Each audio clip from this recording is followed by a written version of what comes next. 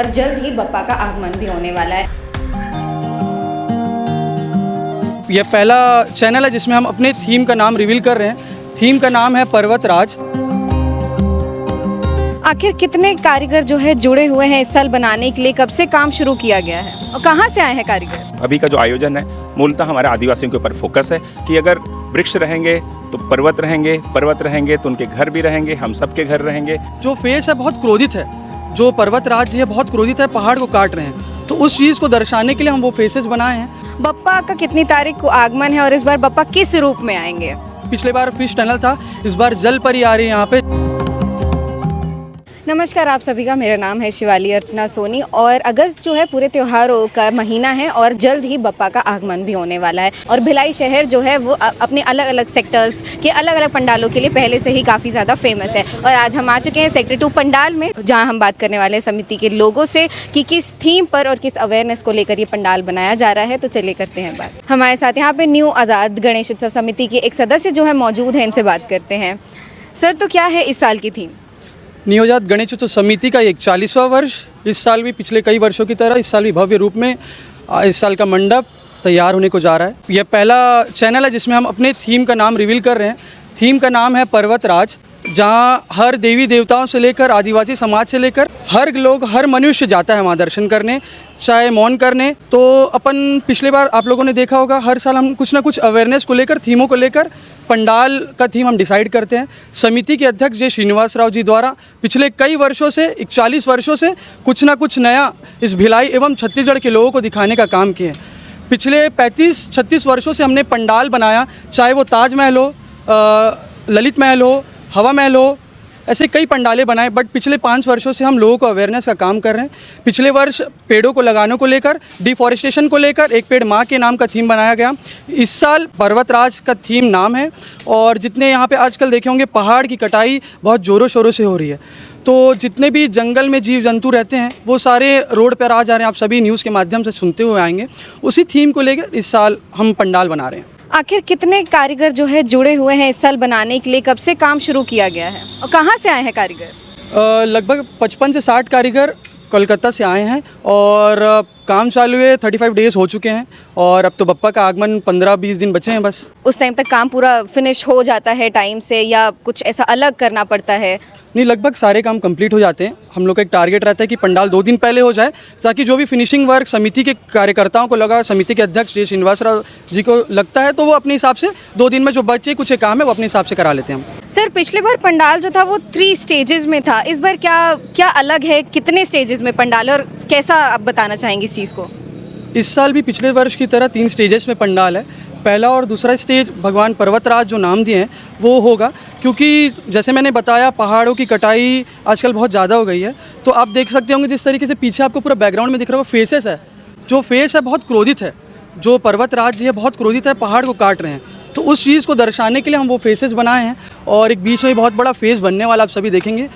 तो बेसिकली वही हम थीम के माध्यम से देना चाह रहे हैं। जितनी पेड़ों की कटाई हो, चाहे माउंटेन डिफॉरेस्टेशन हो, जितनी भी चीज़ें कि कम से कम हो, ताकि जो आदिवासी समाज है, जितने भी लोग हैं, गर्मी भी इतनी बढ़ चुकी है। देखिए आज बारिश का मौसम है, फिर भी तापमान कितना तेज़ है।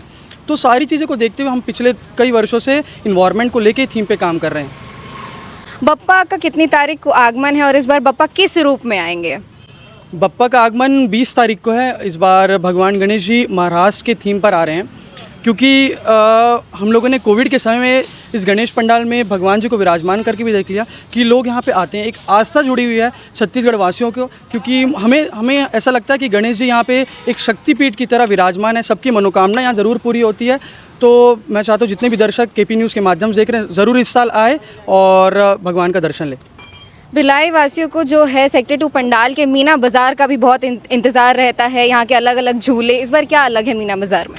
इस बार मीना बाज़ार तो सबसे अलग होगा। मेरे ख्याल से आज तक ऐसा छत्तीसगढ़ में नहीं हुआ है। बहुत बड़ा भिलाई विद्यालय ग्राउंड पे एक लगभग एम्यूज़मेंट पार्क की तर्ज पर इस बार नए नए झूले आ रहे हैं और एक नया, जैसे पिछले बार फिश टनल था, इस बार जल परी आ रही है यहाँ पे। जितने भी दर्शक यहाँ पे छोटे बच्चों चाहे बड़े हों, बिल्कुल आइए आप लोग। तो जैसा कि आपने देखा कि बाहर एक फर्स्ट स्टेज बना है और यहाँ दूसरा अंदर की ओर दूसरा स्टेज डायरेक्टली अपोजिट जो है बनाया गया है। आइए समिति के लोगों से जानते हैं कि क्या है और बात करते हैं। समिति के सबसे वरिष्ठ सदस्य जो हमारे साथ मौजूद हैं, इनसे बात करते हैं। सर, ये क्या है अंदर का थीम और इसको बाहर की थीम से अपोजिट क्यों बोला गया? देखिए, बाहर तो सीधा सीधा संदेश दिया गया है कि जिस प्रकार से डिफॉरेस्टेशन हो रहा है, वृक्षों की कटाई हो रही है, उसको लेकर के हमने अपनी चिंता जाहिर की है। अगर कटने के बाद जो हरियाली है किस तरीके से दिखेगा वो आपको कलर बता देगा।